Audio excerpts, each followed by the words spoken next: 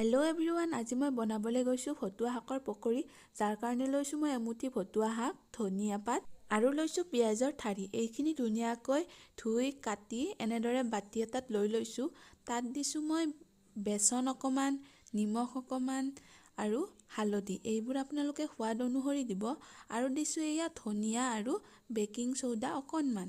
আৰু এতিয়া এইখিনি ধুনীয়াকৈ অকণমান পানী দি মিক্স কৰি লৈ এনেদৰে হাতেৰে পকৰি ভাজাৰ নিচিনাকৈ ভাজি লৈছোঁ।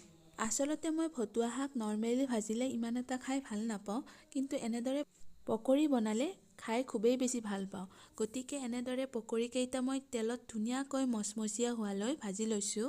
আৰু এনেদৰে আমাৰ ভতুৱা শাকৰ পকৰিকেইটা ৰেডি হৈ গৈছে।